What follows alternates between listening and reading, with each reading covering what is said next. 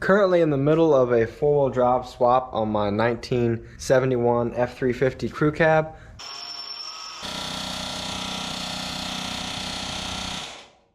That's going to be getting a ton of work done to it to be the shop truck, work truck, use it and abuse it. I've also got my fair share of projects in here, but I've taken on another one that I'm really excited about for my kids. As you can see, I don't have enough projects in here, but this one should be a quick one. I've got this Honda 70 that I just picked up on a trade. Really excited about this thing, and we'll go into that more later. But what I traded for it is my Kawasaki Bayou 300 that I bought from an old coworker, and he never changed the oil from 2005 to like 2015. No, actually 2018 maybe is when I got it. And then I put oil in it and immediately started smoking.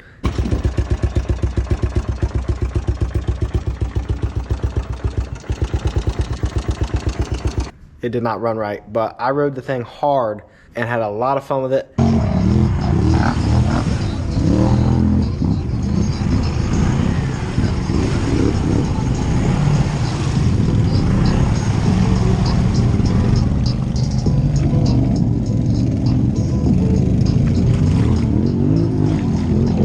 Decided to keep a hold of it for a while so I could fix it up and then have my wife ride around maybe with the kids and everything, but got to the point where I was like, I'm never gonna fix this thing, and decided to sell it. And then when someone asked me if I would trade, the only thing I said I was willing to trade for was a small four-wheeler for my kids. And I knew I would only trade for a Honda, because my Honda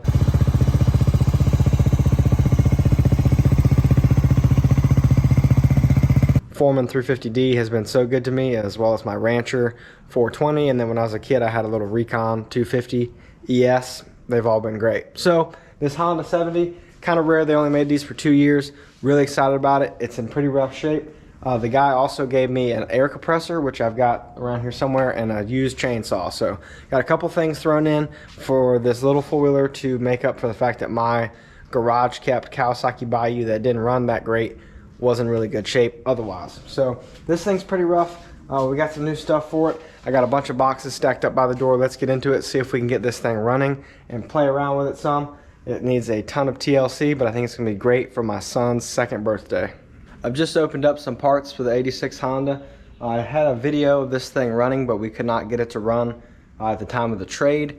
We did get my old Kawasaki running with a jump box, and he rode it up on to the ramps into the back of his truck, smoking up a storm and sitting on the jump box to do so because it has a dead battery. I haven't messed with it in years really, but anyway, I got some parts for this thing now. Let's check out what I got. I already pulled the tank off. That was the first thing, and she is full of rust down in there. I don't know how well y'all can see that. My light is kind of not in the best spot. I need 3 hands.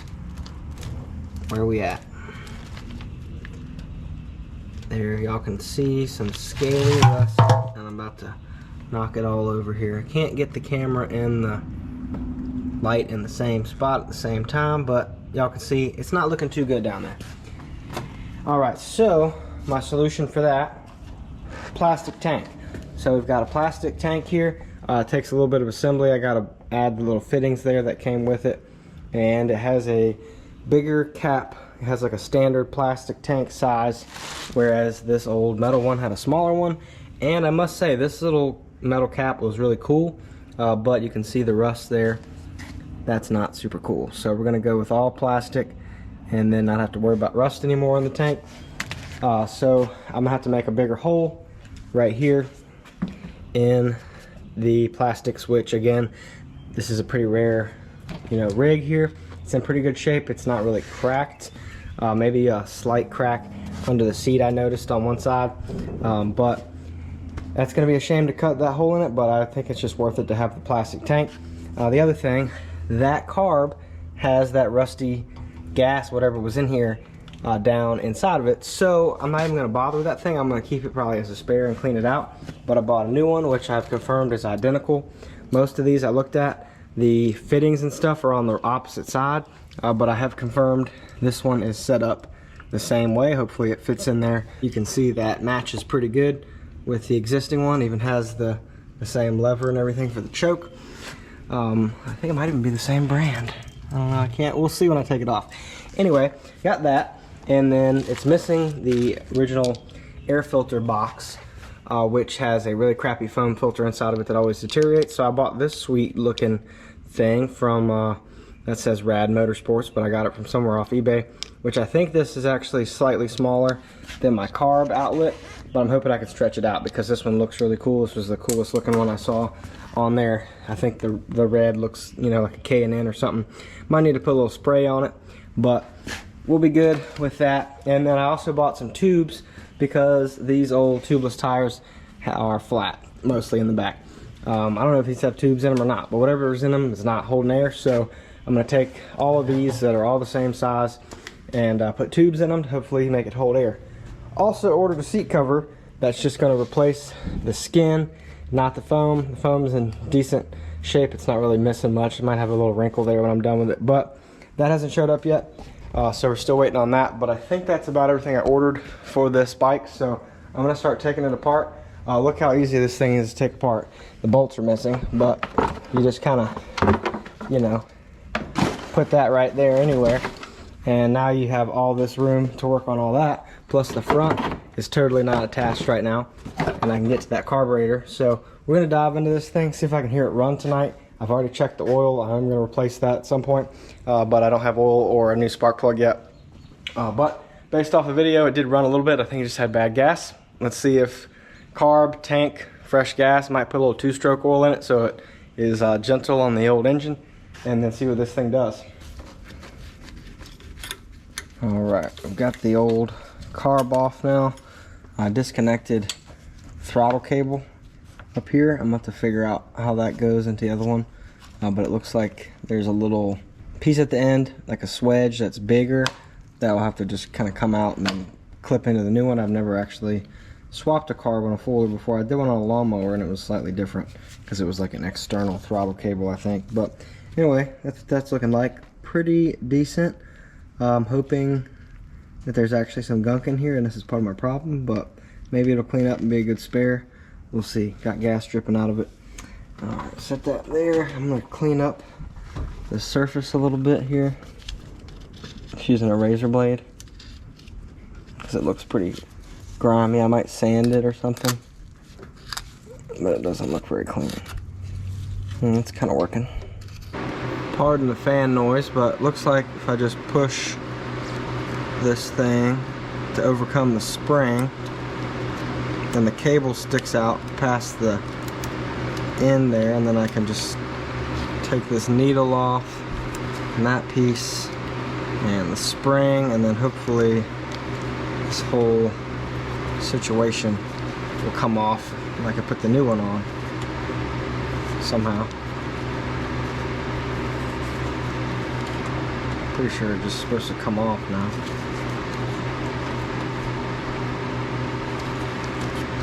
Set this down before I lose it. I don't think this one will screw onto my new one, but I might check.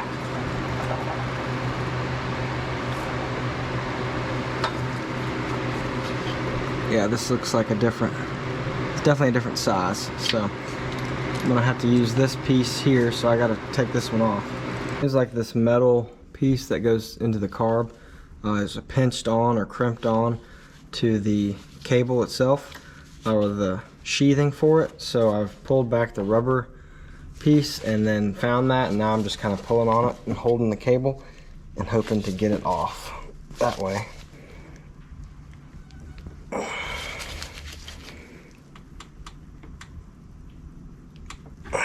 Feels like it's stretching. I think it's pulling the protective coating off of the cable that's inside the little rubber there.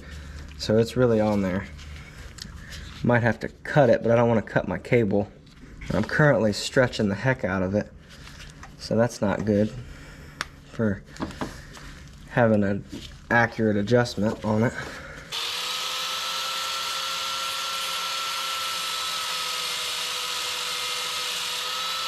Alright, so I've cut off the end of this thing of the size that was too small for the new carb because I got it stuck in there. I got the swedge stuck inside of this frickin' thing, trying to pull it through.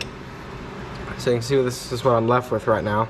So I still need to get rid of this piece, and I'm obviously too far to turn back. I did not realize this was like almost a solid piece here. It's super thick. I thought it had a big hole in the middle, so I tried to pull this through, and obviously I had a bad time. And I could see I got some sweat or something on the camera, so we'll clean that up. But yeah, this was never gonna fit through there, so gotta figure that out. We'll see what happens. All right, so why did I run into that issue? Not 100% sure, but could be that I ordered a carburetor for an ATC, which is a 3-wheeler 70, versus a Fourtrax or TRX70. Not sure, maybe they use slightly different carbs, but pretty sure based off of like matching this thing up, this is the carb I needed. Don't know why this was a different size. In the process of trying to pull this thing out to get it to slide in here and hook into my new carb, which I got to take this apart and everything, I just checked that should work.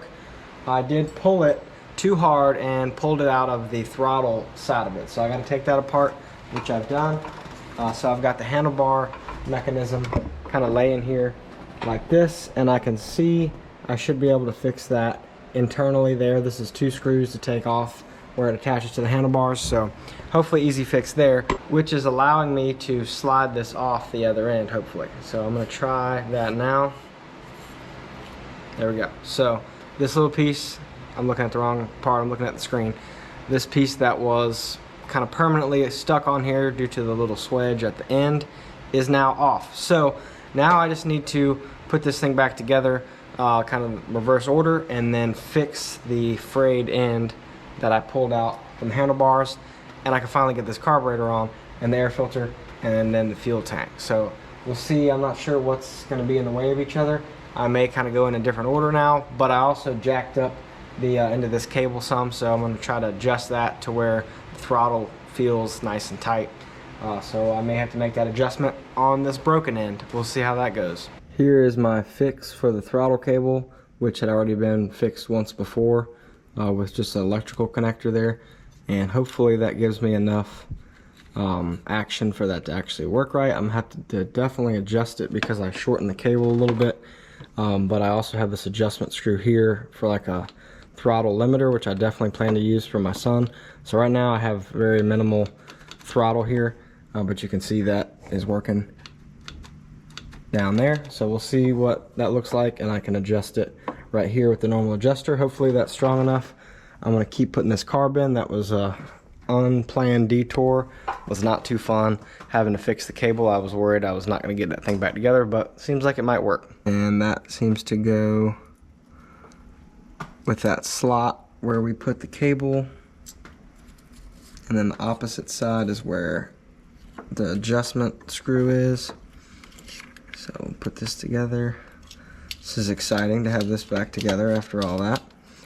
It does not want to line up with that throttle cable like that.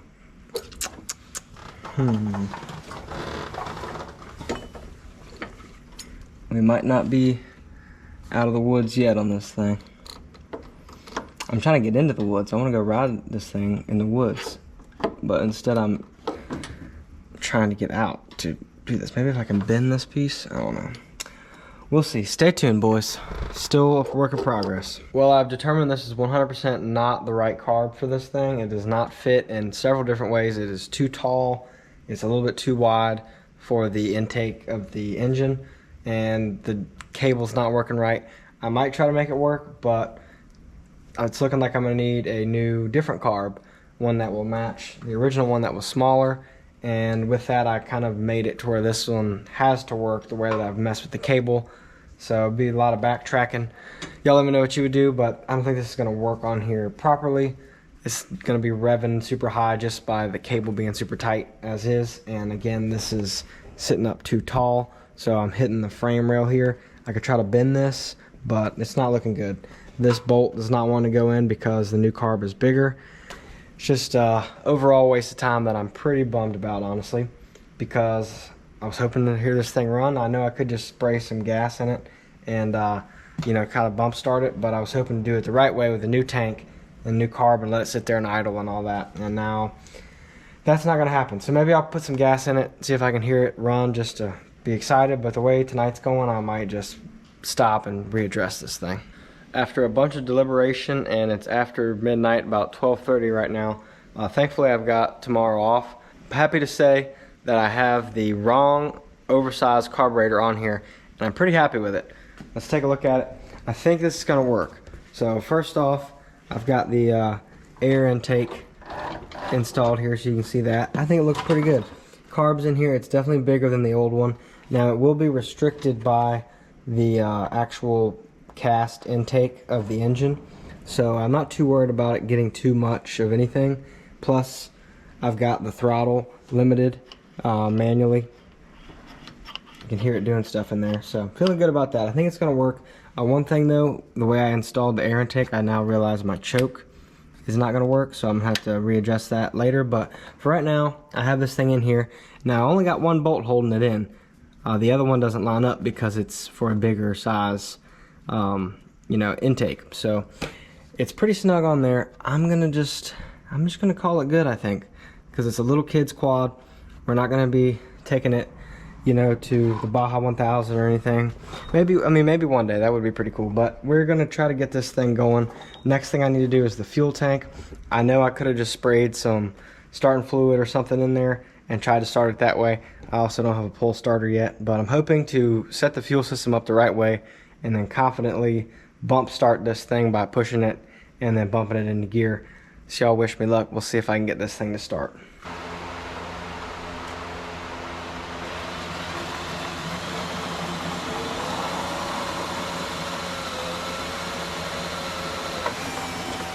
Fuel tank install has been going pretty well. The hole I drilled worked out pretty nicely to get the plastic tank in there. Just trying to connect the lines, and I didn't like how the second line was routed, and I went to adjust it and actually snapped the plastic piece off. So now I've got a screw going up in there to plug the hole. I'm not going to have either on or reserve, so it's either going to be on reserve all the time or on. I'm not sure which one I have. I got to mess with it some to see which one actually works, but I only have one option, which really doesn't make too much difference. As long as I got gas in it, it'll be fine for the kids to ride around for a little bit, and I'll just keep adding gas. It's not like we're doing any long trips with it, but it is a bummer that I broke that. This thing is very tiny, and I keep, you know, Herculesing it a little bit, and I got to be careful with it. With that, I also wanted to mention that I never use reserve on my four-wheelers, honestly. I try not to let them get that low on fuel anyway, and I see how it works on this one. There's like this much difference in the length of the inlet tube for the fuel to go to the carb. So basically when you run out, when it's on, then it'll go down this much farther and get that last little bit of fuel out of the tank, which usually is where all your bad gas is anyway. So hopefully I just have either on or reserve all the time. Honestly, either way doesn't matter to me. I'm just gonna keep fresh gas in it, and then as it starts to get low, I'll add some. But for like my wife that may watch this and think now there's no gas in the thing, it's not that much of a difference. I just had this option of going back and forth, and now I only have one option, which I only really use one option on my four-wheelers all the time anyway. Alright y'all, I think I got the fuel figured out on this thing, so I'm going to put some fuel in it. And this thing is a 4-stroke, but I'm going to go ahead and throw some 2-stroke premix in here just to kind of help lubricate it, because this cylinder has been sitting a while, and I know the guy used starting fluid to try to get it going, which will scratch it up and tear it up. So let me know what y'all think about putting 2-stroke gas in it. I'm going to try to pour this in to get it more on the fuel side, because I'm not going to put a ton in here. Where the pickup is, and then we're going to put it down, see if we can get it started. It doesn't have a pull start, so we're going to have to get creative. Y'all let me know if it's leaking over there. This is expensive stuff right here. I don't want it to leak out. Also, I am going to add regular gas to this eventually, but for now I want it to just run off this 2-stroke stuff. See how that goes, if it runs at all. I think I got this key set to on because the key will come out in the up position, and if I turn it, it won't come out, so I think that's on. Alright, so let's drop this thing down.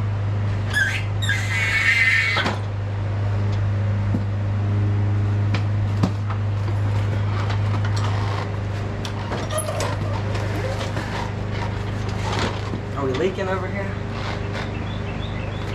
So, let's see what we're working with here. So the guy I got this thing from said he would put it in gear and like push it to bump start it. Now I know these have a neutral safety switch, so they only start in neutral. So I'm not sure how well that's gonna work or not unless he's bypassed that already. So I'm gonna fiddle with it some and see if it wants to start like this. I'm also not sure if I got my fuel set on the right way. So let's see if it's getting any fuel.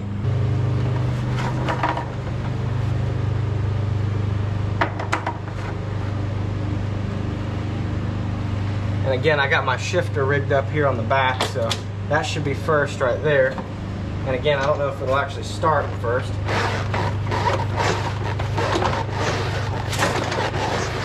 It's too slippery in here, we might have to take it outside. I was really hoping to get this little thing running today, but I've been out at the store trying to buy a few things because this has weak spark. Everything I've heard about these is that it's the neutral switch. It's always the neutral switch that has some kind of corrosion on or something, and you can either bypass it or clean it up by kind of taking it apart.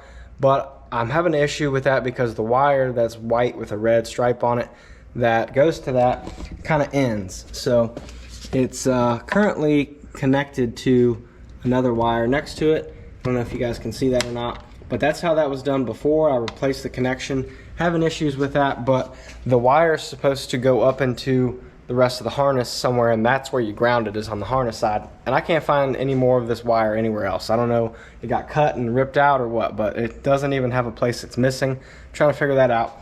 And with that, I'm hoping that because it's just weak spark, that it will actually work, and it actually has a good neutral, ground situation. So I've got a new spark plug and a new coil wire.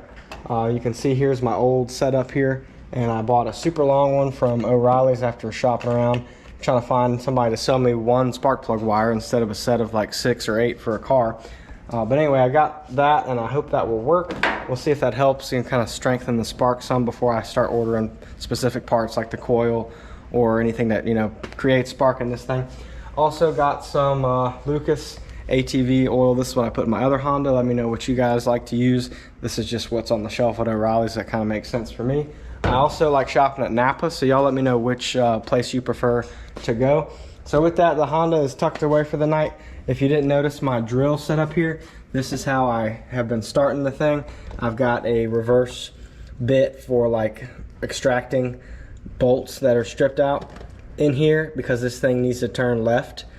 It turns counterclockwise, so I've been drilling this thing, getting it to turn over pretty good. Sounds healthy, but it's just not getting enough spark. We've got gas right in the cylinder, and we have not been able to get it to spark, even though I get the spark plug to make a tiny little arc against the frame. I guess it's just too weak. So we're gonna try to figure that out in the next video, so y'all come back. Thank y'all so much for watching.